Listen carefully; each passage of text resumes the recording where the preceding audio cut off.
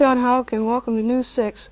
This week's News 6 program is presented by Mr. Cummings' 6th grade class at Seneca Huron Elementary School. One of the most important businesses in our part of the state is grain farming. Here's Tricia Wise with some background information. Farming is a major source of food in the world. There are two types of farming. One is grain, which consists of growing corn, beans, and wheat. The other is livestock farming, which consists of sheep, pigs, and cattle. Grain farming in northwest Ohio is very popular.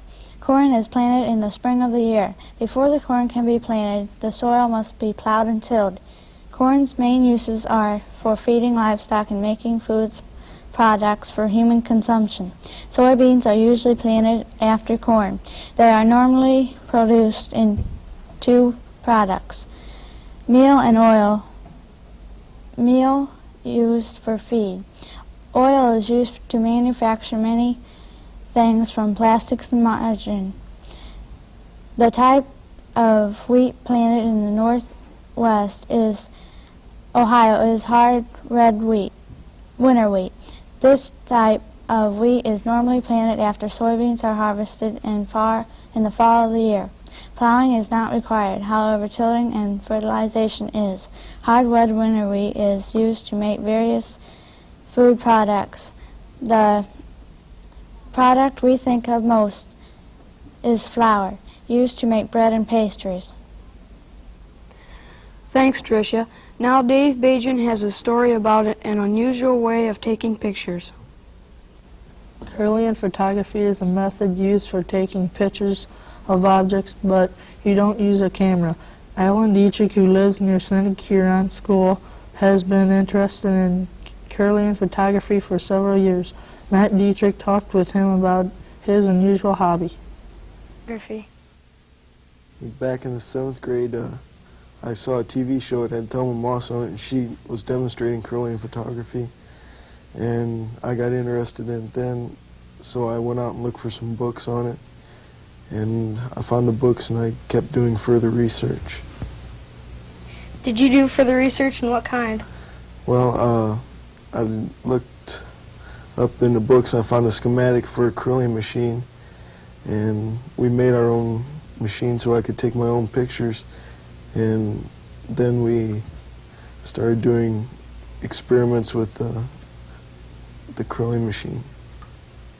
Please explain Kirlian photography. Is where a high voltage electricity is run up through a metal plate, and you place your film on top of the metal plate and your object to be photographed on top of the film, and you turn the electricity on, you expose the film for 1 to 2 seconds, and you develop your film and the image shows up on the film of the object that was photographed. What contacts have you made with other Kirlian research people?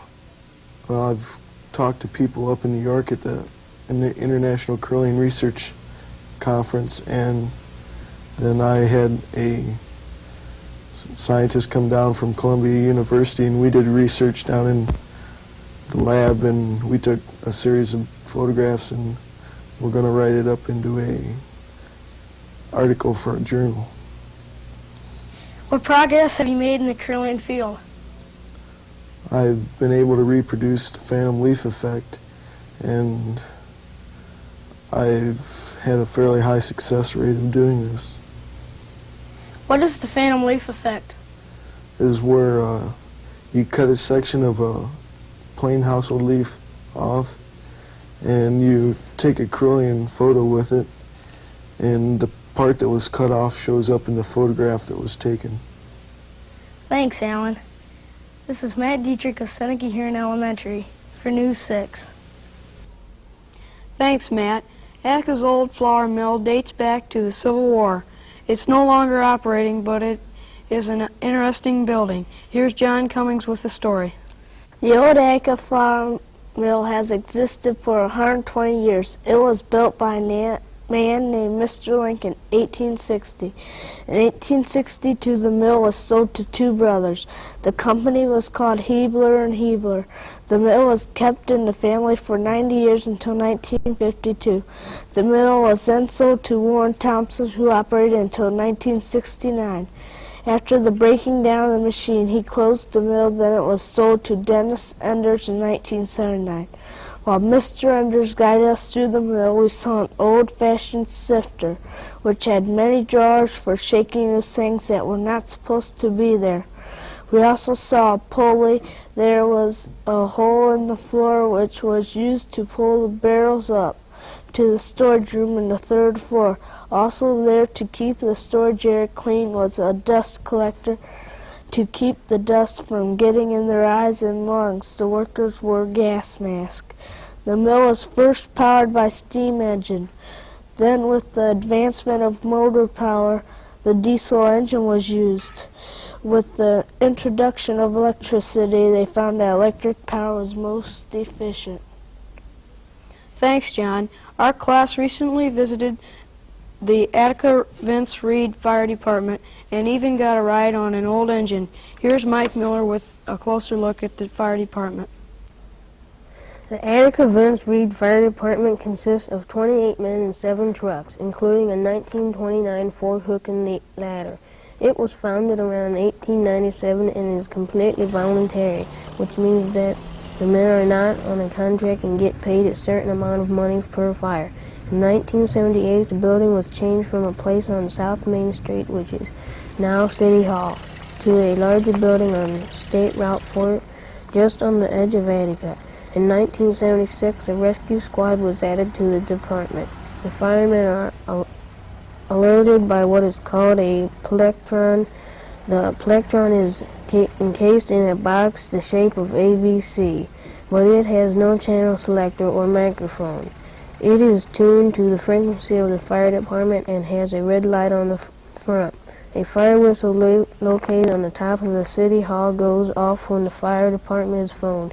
In the house, a fireman has what is called a fire phone, which rings for 8 minutes solid if the fire department is phoned. The first chief was Dr. C.A. Force. It was not known how long he was chief because the original records were lost. The present chief is Nell Hoffman. In 1924, the equipment was motorized, a big improvement over the first two-wheeled horse cart. A modern pumper with a booster tank capable of holding 500 gallons of water was added in 1942. In 1962, a pumper was bought that is capable of pumping 750 gallons of water a minute. The fire department also has a tanker which can hold 3,000 gallons of water. Clarence Ball is a retired chief but is still active in the department as a dispatcher.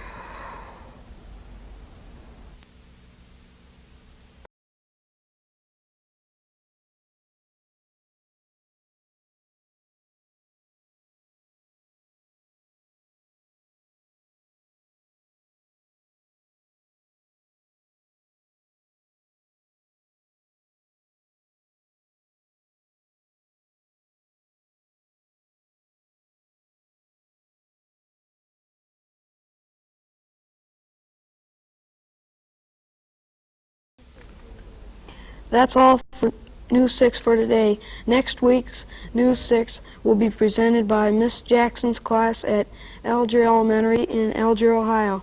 Thanks for watching.